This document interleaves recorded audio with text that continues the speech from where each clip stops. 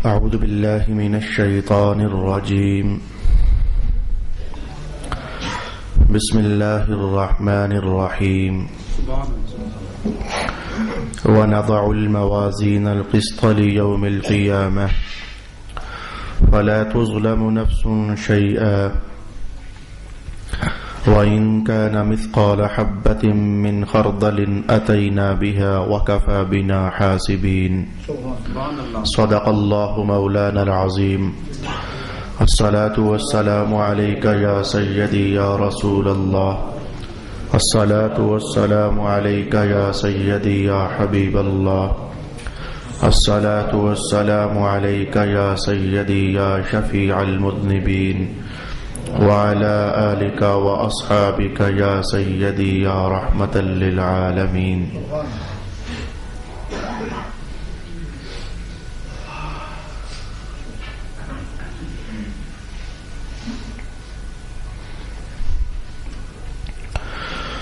اور ہم قیامت کے دن انصاف کی ترازو رکھیں گے، سو کسی شخص پر بالکل ظلم نہیں کیا جائے گا، اور اگر کسی کا عمل رائی کے دانہ برابر بھی ہوا تو ہم اس کو لے آئیں گے، اور ہم حساب کرنے کے لیے کافی ہیں. صدق اللہ مولانا العظیم. اللہ رب العالمین کے فضل سے گزشتہ نشست میں جو آپ سے وعدہ کیا تھا، آج اس وعدہ کو وفا کرنے کا وقت نصیب ہوا. میری مراد 17واں سپارہ ہمارا چل رہا ہے.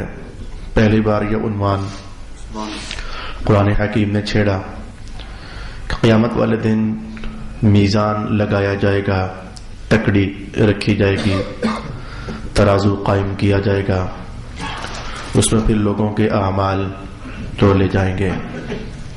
آج کی اس نشست میں سب سے پہلی بحث تو میں آپ کی خدمت میں یہ بیان کروں گا کہ میزان عدل میں دو پلڑے، جیسے کہ رسول پاک علیہ السلام نے تصویر ارشاد فرمائی، جو ترازو قائم کیا جائے گا اس کے دو پلڑے ہوں گے جیسے کہ ہمارے ہاں ہیں، اور اس کی ایک زبان ہوگی. زبان سے حضور کا اشارہ تھا کہ وہ تکڑی کے بالکل درمیان میں وہ ایک لمبا سوا نما لوہا جو ادھر کا اور ادھر کا اشارہ دیتا ہے، یہ ہم سب نے دیکھا ہوا ہے، تو اس کی زبان ہوگی. یعنی بالکل یہی تصویر اور صورت جو ہمارے ہاں چلتی ہے. تو رسول پاک علیہ السلام نے فرمایا کچھ ایسا ہی ترازو ہے جو قیامت والے دن قائم کیا جائے گا. لیکن جو بحث آج پہلی آپ کی خدمت میں کہنی ہے وہ یہ ہے کہ اعمال تلیں گے کیسے. ایک دم سے شاید آپ کہو گے یہ تو کوئی بحث بنتی نہیں، لیکن جب میں تھوڑا سا کھولوں گا تو آپ سمجھو کہ واقعی یہ بحث بنتی ہے. تبھی تو حضور نے کی ہے، رسول اللہ علیہ السلام نے اس بحث کو اٹھایا ہے. لیکن دیکھیں جی، میں نے کہا کوئی بھی شاید تولنے کے لیے اس کا ہونا ضروری ہے. میں چاہتا ہوں کہ گلاس تولوں تو گلاس وجود میں ہوگا، اس کا کوئی جسم کوئی باڈی ہوگی، تو اٹھا کر کے تو ایک پلڑے میں رکھوں گا، پھر دوسرے پلڑے میں ایک باٹ رکھوں گا وزن کلو کا 2 کلو کا، تو پھر وہ شے تل جائے گی. تو کوئی شے ہوگی تو تلے گی نا، شے کا وجود ہوگا تو تلے گا نا. اب ایک چیز تو یہ یاد رکھیں، کیا ادھر کوئی وٹے پڑے ہوں گے؟ جواب یہ ہے کہ نہیں. کوئی باٹ، کوئی وزن، کوئی وٹے، کوئی لوہا 5 کلو 10 کلو 20 کلو کوئی ایسی شے ہوگی؟ جواب یہ ہے کہ نہیں. یہ تو فائنل، اس میں کوئی بحث ہی نہیں ہے. بحث اس میں ہے کہ وہ اعمال تلیں گے کیسے. آپ محسوس کریں کہ یہ بحث کیسے بنتی ہے. میں نے کہا سبحان اللہ، آپ بتا سکتے وہ کدھر گیا؟ وہ جو میں نے بولا تھا ابھی وہ کدھر گیا؟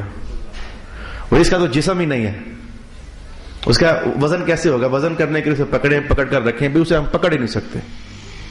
آپ نے نماز پڑھی ہے، مجھے بتاؤ کہ وہ نماز کدھر پڑھی ہوئی ہے تاکہ اسے پکڑ کر تو اٹھا کر کے تو رکھ دیں. آپ نے قرآن پاک کی تلاوت کی ہے، وہ کدھر پڑھی ہوئی ہے؟ وہ تلاوت، وہ جو پڑھا وہ تو قرآن ہے، لیکن جو آپ آواز نکالتے رہے، وہ لہجے بناتے رہے اور وہ تلفظ ادا کرتے رہے، وہ کدھر ہے؟ تلاوت کدھر ہے؟ اس کا کوئی وجود ہی نہیں ہے. جب وجود نہیں ہے تو کس کو پکڑ کر کے تو یہ ہم نے ترازو میں رکھا. بات اور آگے لے جائیں، یہ نیکیوں کی بات تھی. آپ نے کہ جھوٹ بولا، وہ گناہ ہے، برا عمل ہے. اب وہ کدھر ہے؟ وہ کوئی اس کا وجود ہوگا تو اسے اٹھا کر کے تو پلڑے میں رکھا جائے گا، اس کا وجود ہی نہیں ہے. اب جو میں کہنا چاہتا ہوں محسوس تو آپ کو ہو گیا. آپ نے کسی کو گالی نکالی، اب وہ گالی کدھر ہے؟ وہ تو آواز نکلی، فضاؤں میں تحلیل ہو گئی، ختم ہو گئی، فنا ہو گئی. اب قیامت والے دن وہ کدھر ہے تاکہ اس کو پکڑے اور پکڑ کر گناہوں کے پلڑے میں رکھیں. یہ بحث ہے جس کو رسول پاک علیہ الصلوۃ والسلام نے ارشاد فرمایا. تو یاد رکھیے کہ اس بحث کو دو طریقے سے ائمہ حدیث نے ڈیٹیل سے بیان فرمایا. طریقہ نمبر ایک یہ ہے کہ اصل میں وہ جو برائیاں ہیں یا وہ جو اچھائیاں ہیں بذاتی ہی ان کا وجود نہیں ہوگا، پھر وزن ان کا نہیں ہوگا، تو پھر وزن کن کا ہوگا؟ فرمایا وہ جو جس رجسٹر میں لکھی جا رہی ہوتی ہے نا، یا برائیاں جس کاغذوں کے ٹکڑوں پر لکھی جا رہی ہوتی ہیں. اللہ کے یہاں کوئی نظام مخفی ہے تو صحیح، فرشتے ادھر لکھ رہے ہیں اور فرشتے ادھر بھی لکھ رہے ہیں، تو لکھنے پر وہ کاغذ تو وجود میں آتے ہیں جو فی الحال ہمیں نہیں نظر آتے لیکن ہیں تو صحیح. اچھا وہ جو کاغذ ہیں وہ رجسٹر جو ہے، تو ایک قول یہ ہے حدیث پاک سے ثابت ہے، ایک قول یہ ہے کہ وہ نیکیوں والا رجسٹر اٹھا کر کے تو ایک پلڑے پر رکھا جائے گا اور برائیوں والا رجسٹر اٹھا کر کے تو دوسرے پلڑے پر رکھا جائے گا. اب دیکھا جائے گا کہ وہ نیکیوں والا رجسٹر اس میں زیادہ لکھا ہوا ہے، زیادہ ورقے بھرے ہوئے ہیں، رجسٹر زیادہ وزنی ہو گیا، یا برائیوں والا جو ہے اس کے کاغذ زیادہ ہیں تو وہ رجسٹر وزنی ہو گیا. یعنی وہ رجسٹر وہ کاغذ اٹھا کر کے تو رکھے جائیں گے. ایک قول محدثین نے یہ ارشاد کیا. آئیں اس قول کو ہم دیکھتے ہیں کہ رسول پاک علیہ السلام کی حدیثوں سے کیا کوئی تقویت، کیا کوئی سپورٹ حاصل ہے یا کہ حاصل نہیں ہے. میں اس کے لیے ایک حدیث آپ کے لیے تلاوت کرنا چاہوں گا. حضرت عمر بن عاص رضی اللہ تعالی عنہما ارشاد فرماتے ہیں کہ رسول اللہ صلی اللہ علیہ وآلہ وسلم نے فرمایا کہ اللہ تعالی میری امت میں سے ایک شخص کو قیامت والے دن مخلوقات میں سے ممتاز کر کے الگ کر کے کھڑا کر دے گا. پھر اس کے گناہوں کے 99 رجسٹر حاضر کر دیے جائیں گے. دلیل یہیں سے پوری ہو گئی، اس کے گناہوں کے 99 رجسٹر حاضر کر دیے جائیں گے. اور محدثین نے کہا کہ وہ رجسٹر تولیں گے، اصل میں دلیل یہیں سے پوری ہو گئی. اب میں حدیث پوری کرتا ہوں. تو اس کے گناہوں کے 99 رجسٹر کھولے جائیں گے. جب کھولے جائیں گے تو 99 رجسٹر، وہ تو اچھا خاصا لمبا کام ہے. پھر حضور نے فرمایا کہ وہ کاغذ ہوں گے تو پھیلتے جائیں گے پھیلتے جائیں گے، ایک کم 100 رجسٹر. پھر وہ رجسٹر ہے کتنا موٹا یہ بھی ہمیں نہیں معلوم. جتنا سرکار دو عالم علیہ السلام نے ارشاد فرمایا ہم اتنا ہی سوچ سکتے ہیں، اس سے زیادہ نہیں. وہ کاغذ کھلتے چلے گئے کھلتے چلے گئے. تو حضور فرماتے ہیں جہاں تک اس کی نظر پہنچے گی وہ اس کے 99 رجسٹر کھل کر وہاں تک چلے جائیں گے. اب پتہ نہیں وہ کہاں تک اس کی نظر جاتی ہوگی، اس کا رجسٹر کھل کر وہاں تک پلے جائیں گے. پھر اللہ تعالیٰ فرمائے گا کہ ان رجسٹروں میں، ان کاغذوں میں جو کچھ لکھا ہوا ہے تو ایک نظر ڈال لے، میں تولنے لگا ہوں تو تجھے کسی بات سے انکار تو نہیں ہے؟ فرشتوں نے کوئی زیادتی تو نہیں کر دی تیرے ساتھ؟ تو نے کوئی جرم نہ کیا ہو تو انہوں نے لکھ دیا ہو کچھ؟ ایسا تو نہیں ہے. حالانکہ ایسا نہیں ہے. رب کائنات نے ارشاد فرمایا لا یعصون اللہ ما امرہم. فرشتوں کی شان یہ ہے وہ خطا کرتے ہی نہیں. جیسے انبیاء کی شان یہ ہے وہ جرم کرتے ہی نہیں، ایسے ہی فرشتوں کی شان یہ ہے وہ خطا کرتے ہی نہیں. انبیاء بھی معصوم عن الخطا ہوتے ہیں اور فرشتے بھی معصوم عن الخطا ہوتے ہیں. لیکن بندے کی تسکین خاطر کے لیے کہا جائے گا دیکھ ان میں سے کوئی تجھے غلط چیز نظر تو نہیں آتی. جب بندہ انہیں پڑھنے لگے گا تو اللہ تعالیٰ اس کی زندگی کی ساری کہانیاں اس کے ذہن میں ڈال دے گا. وہ ادھر پڑھ رہا ہوگا ادھر اس کے زندگی کا وہ سکیچ تیار ہو رہا ہوگا.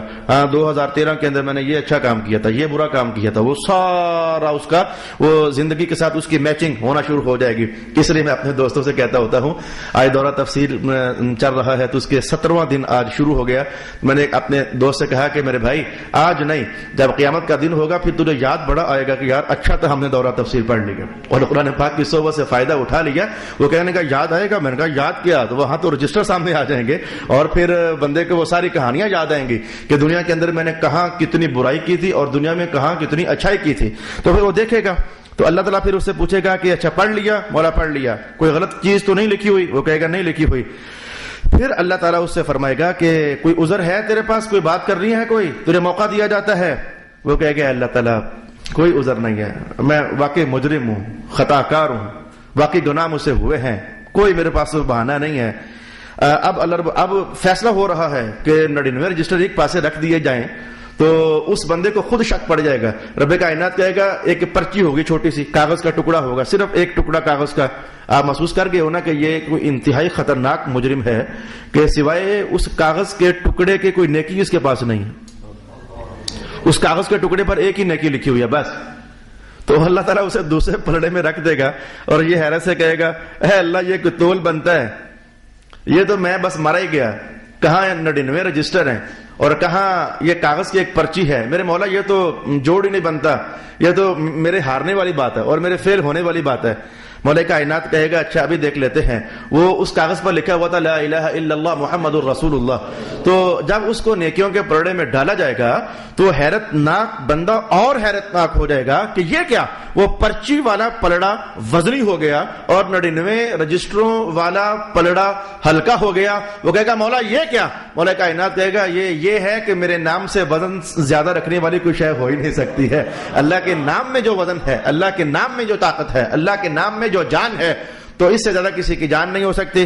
اچھا اس حدیث کو میں نے سنانے سے مقصد صرف یہ حاصل کیا کہ جو اعمال تلنے ہیں وہ رجسٹر ہوں گے, کاغذ ہوں گے. باقی اس پر جو باقی ابحاث ہیں اس وقت وہ زیر بحث نہیں ہے کہ کیا آپ یہاں سے یہ سمجھے ہو کہ ہم میں سے ہر ایک کے ساتھ ایسا ہوگا لہذا اچھائیاں کرنے کی ضرورت نہیں ہے, کلمہ شریف پڑھ لیا ہے تو وہ کافی ہے. اگر آپ یہاں سے یہ سوچو گے تو آپ نے بہت غلط سوچا ہے.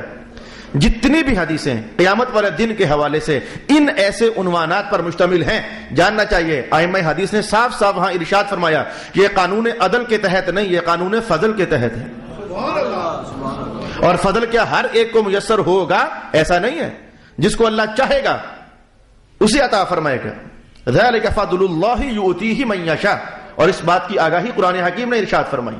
ہر ایک کے ساتھ قیامت کو ایسا ہوگا, فرمایا ایسا نہیں ہوگا, یہ تو اللہ کا فضل ہوگا, جسے چاہے گا اللہ وہ فضل عطا فرما دے گا. لہذا آپ اس مغالطے میں ہرگز نہ پڑنا کہ قیامت کو تو پھر یوں ہی حساب ہونا ہے, تو پھر تو خیر ہے اگر 99 رجسٹر بھی گناہوں کے ہوئے, ایک پرچی پر لا الہ الا اللہ محمد الرسول اللہ تو ہے نا, لہذا گزارا چل جائے گا. میرے بھائی ایسا نہیں ہے. اگر ایسا ہونا ہوتا تو مجھے بتاؤ پھر تو سارے ہی مسلمان بخشے نہ گئے, اور جب سارے ہی بخشے گئے تو قانون شفاعت کا مطلب کیا ہوا؟ رسول اللہ علیہ السلام نے جو شفاعت فرمانی ہے اس کا مطلب کیا ہوا؟ اللہ کے اس قول مبارک کا مطلب کیا ہوا؟ محمد پیارے دوزخ میں سے نکال کر لاؤ, پھر حضور نکال کر لائیں گے, پھر جاؤ پھر نکال کر لاؤ, پھر لائیں گے, پھر جاؤ پھر نکال کر لاؤ, پھر نکال کر لائیں گے. اور جو آخری شخص دوزخ سے نکالا جائے گا مسلمان ہی ہوگا لیکن گناہگار ہوگا. رسول اللہ علیہ السلام نے فرمایا کہ میں اسے بھی جانتا ہوں جسے سب سے آخر میں دوزخ سے نکالا جائے گا. تو پھر ان ساری باتوں کا مطلب کیا ہوا؟ سمجھنا چاہیے کہ یہ قانون عدل کی بات نہیں ہو رہی, یہ اللہ کے فضل کی بات ہو رہی ہے. اپنے اوپر ہم فضل کے قانون کو اپلائی نہیں کر سکتے. راز ہے من یشاء, جسے وہ چاہے گا. ہم چاہیں گے تو مل جائے گا, ایسا نہیں. جسے وہ چاہے گا اللہ فضل اپنا اسے عطا فرمائے گا.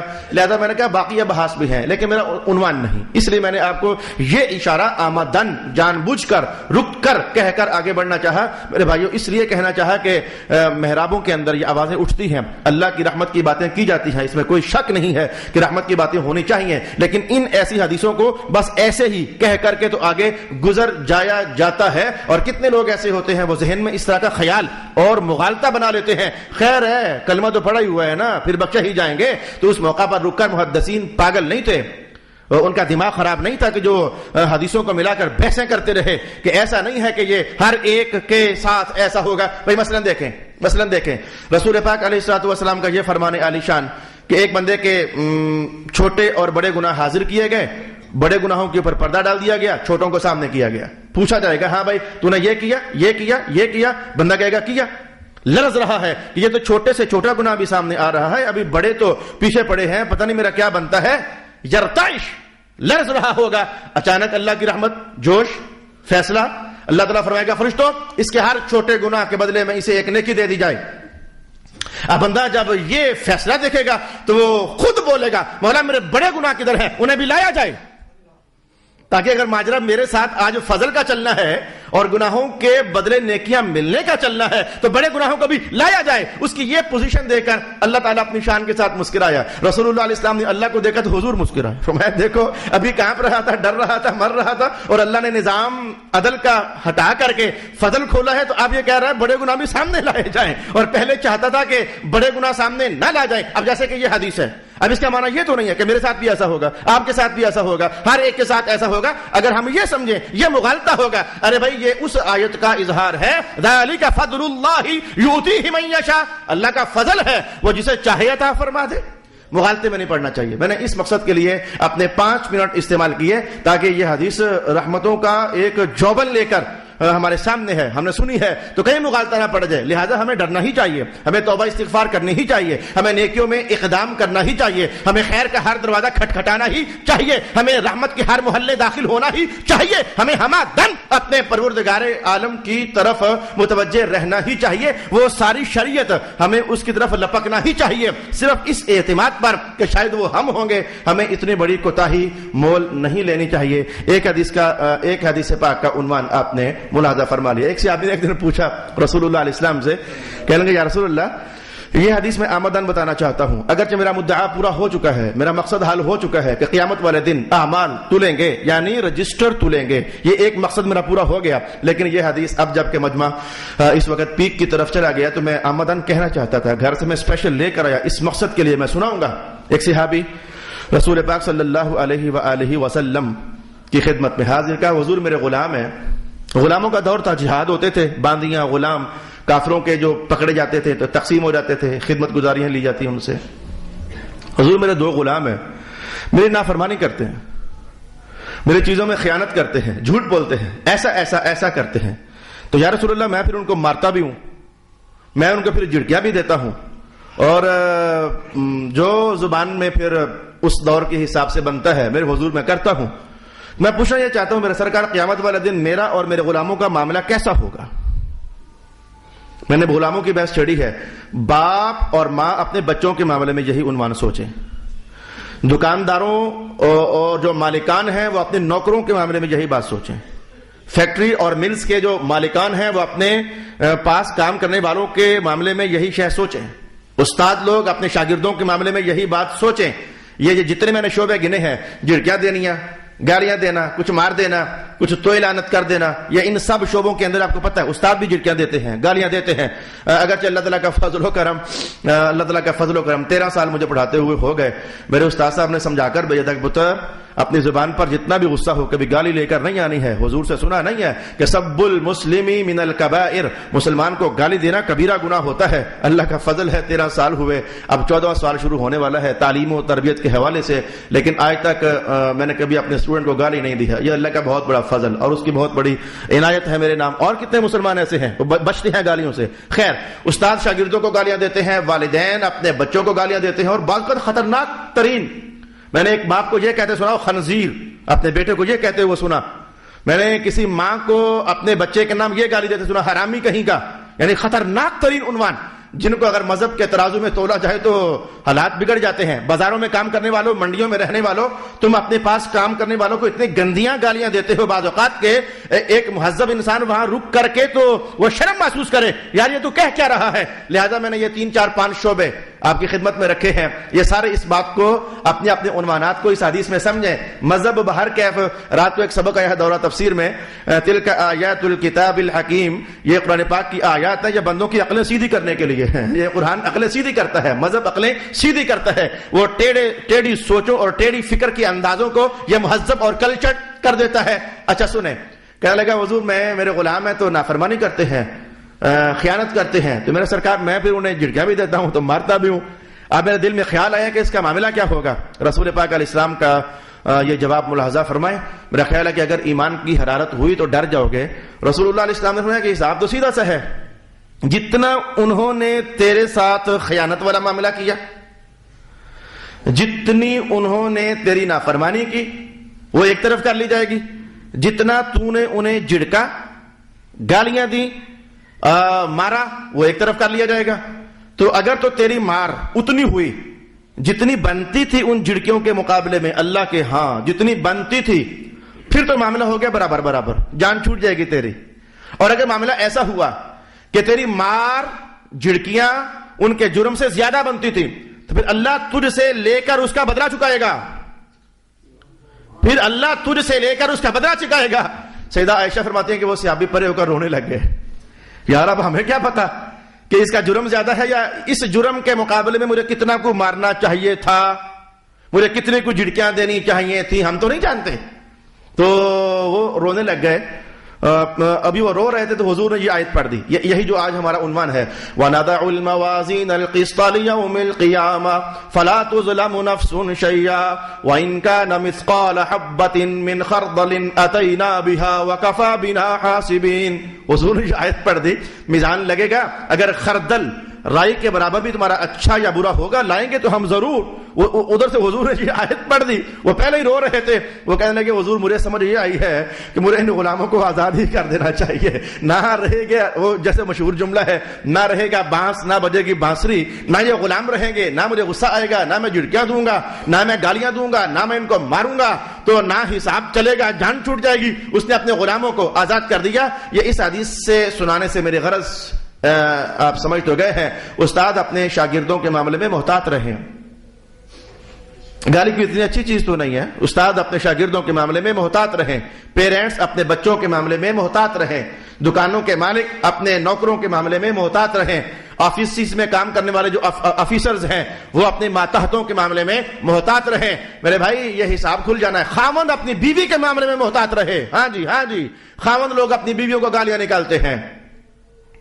کچھ بد چلن عورتیں بھی ہوتی ہیں جو اپنے خاوندوں کے ساتھ منہ ماری کرتی ہیں, لیکن خاوند لوگوں کو میں نے پایا وہ اپنی بیوی کو گندیاں گالیاں نکال دیتے ہیں. خاوند لوگوں, اگر تمہارا کوئی مقام ہے یا اگر تمہارا کوئی حق بنتا ہے تو جس رب نے تمہارا حق قائم کیا اسی رب نے ان عورتوں کا حق بھی تو بنایا ہوا ہے نا, اسی رب نے ان بیویوں کے حقوق بھی قائم فرمائے ہوئے ہیں.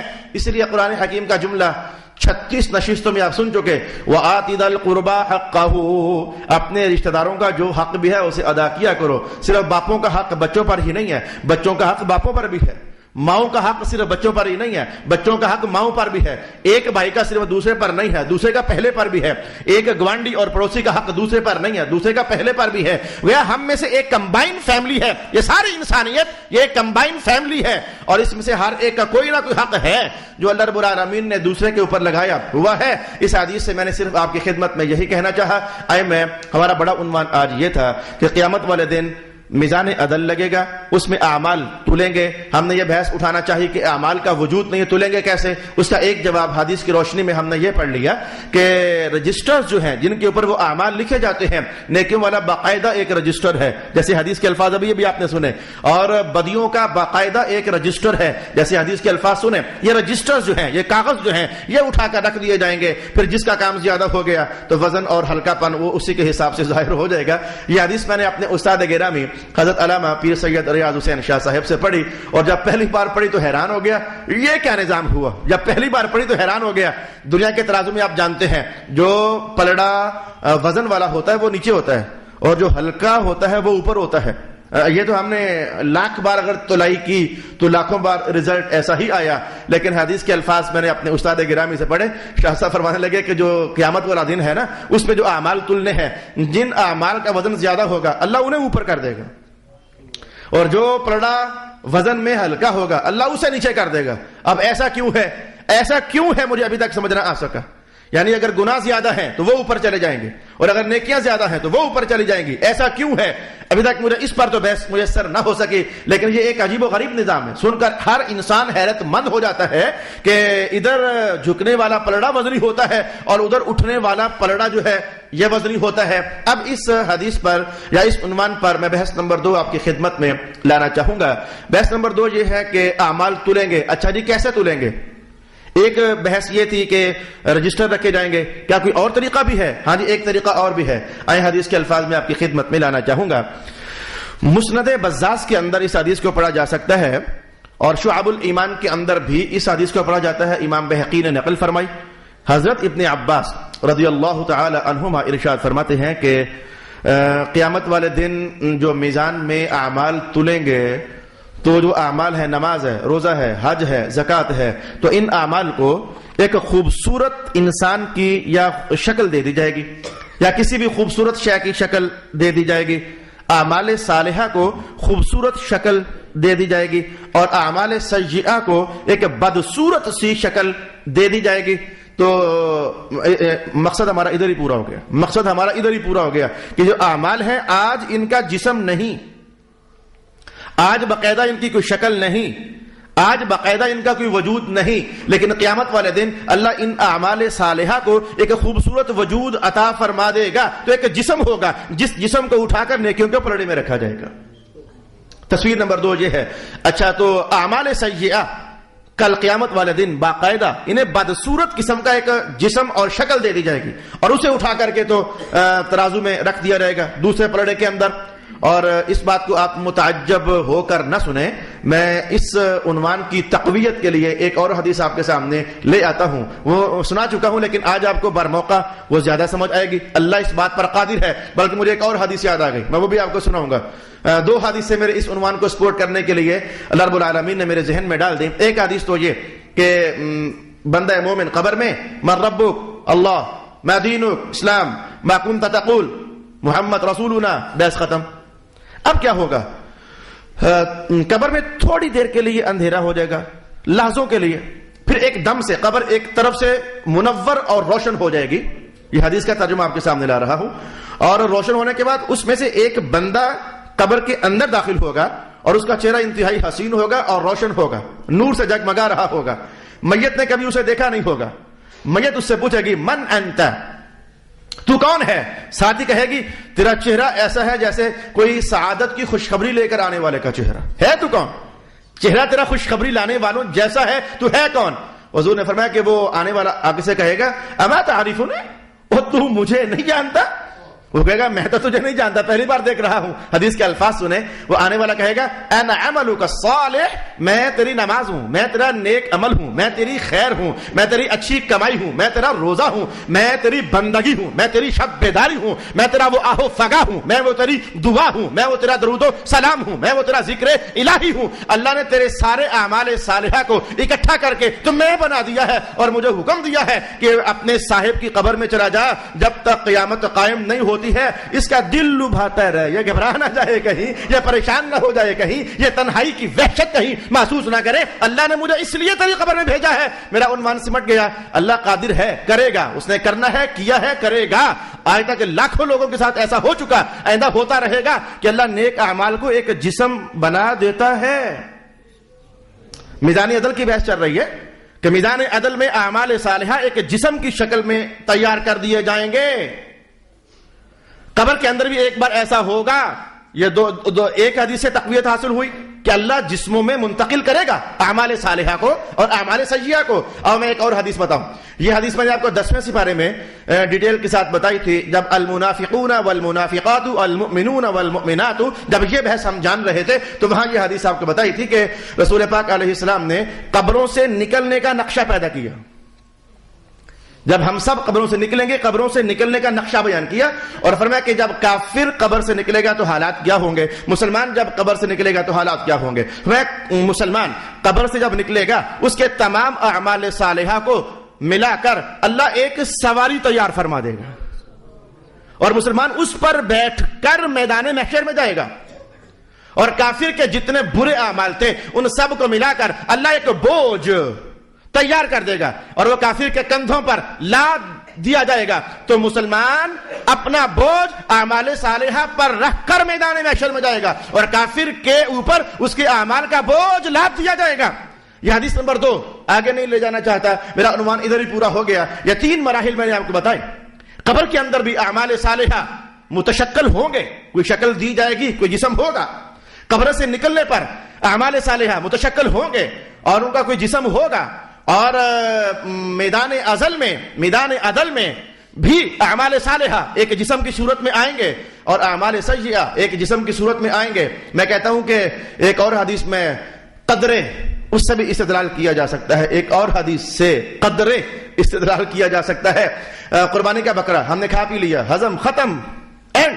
لیکن حضور نے کیا فرمایا؟ جب تم پل صراط سے گزرنے لگو گے وہ بکرا تم نے کھا بھی لیا ہوا تھا، لیکن اللہ وہ تمہاری جو قربانی ہے اسے پھر پیش فرما دے گا، یعنی تمہارے عمل کو اس جانور کی شکل دے دے گا، تمہیں اس پر سوار کروائے گا. پھر پل صراط سے تمہیں گزرنا نہیں پڑے گا، اس پر بیٹھو گے، اللہ اسے خود ہی اس پار لگا دے گا اور پل سے گزرنا تمہارے لیے آسان ہو جائے گا. یہ ایک چوتھی حدیث سے میں نے استدلال کرنا چاہا. آج کی نشست میں ہم نے صرف میزان عدل کے حوالے سے ایک بحث کو 2 مختلف جہتوں سے سمجھنے کی کوشش کی. بحث یہ تھی کہ ترازو لگایا جائے گا, اس کی شکل میں نے آپ کو بتائی, جھکنے اور اٹھنے والے پلڑوں کا حوالہ میں نے حدیث سے آپ کو نکال کر بتایا. اعمال کا جسم ہے نہیں, وہ تولیں گے کیسے؟ تو ایک قول یہ ہے کہ رجسٹر تولیں گے, اور ایک قول یہ ہے کہ اجسام کی شکل دے دی جائے گی اعمال کو, تو وہ تولیں گے. اب ایک چھوٹی سی ایک جملے پر مشتمل یہ بحث ہے. تو پھر فیصلہ کیا ہوا؟ یوں تولیں گے یا یوں تولیں گے؟ یعنی رجسٹر تولیں گے یا اعمال کو جسم دیا جائے گا تو وہ تولیں گے؟ دونوں باتیں حدیث میں آئی. فیصلہ کیا ہوا؟ محدثین کہتے ہیں کچھ لوگوں کا حال یہ ہوگا ان کے رجسٹر تولے جائیں گے, اور کچھ لوگوں کا حال یہ ہوگا ان کے اعمال کو جسم میں تبدیل کر دیا جائے گا. لہذا یہ بھی ٹھیک ہے لیکن کچھ لوگوں کے حق میں, اور یہ بھی تصویر ٹھیک ہے لیکن کچھ لوگوں کے حق میں. یہ فیصلہ چونکہ ایک لائن کا تھا, میں نے آپ کی خدمت میں بیان کر دیا. اگلی نشست میں ہماری بحث یہ ہوگی کہ اعمال تولنے کا فائدہ کیا ہے. اللہ کو تو سارا پتہ ہے کون کتنے کر کے لایا. بھئی ہم تو تولتے اس لیے ہیں دکاندار کو پتہ چل جائے میں کلو دینا چاہتا ہوں تو کلو ہو گیا ہے, اسے پتہ نہیں ہوتا وہ دیکھ کر جب تک تولے نا. یہ قیامت کو اعمال تولنے کا مقصد کیا ہے, اس کے فوائد کیا ہیں, اس کی حکمتیں کیا ہیں, اور کس لطافت کی خاطر یہ اعمال تولے جائیں گے. اللہ تو سارا جانتا ہے, تولنے سے پہلے بھی جانتا ہے, تولنے کے بعد بھی جانتا ہے, عمل کرنے سے بھی پہلے وہ تو جانتا تھا. تو تولنے کا مقصد کیا ہوا؟ اگلی نشست کی ہماری بحث یہ ہوگی. وآخر دعوانا ان الحمد للہ رب العالمین.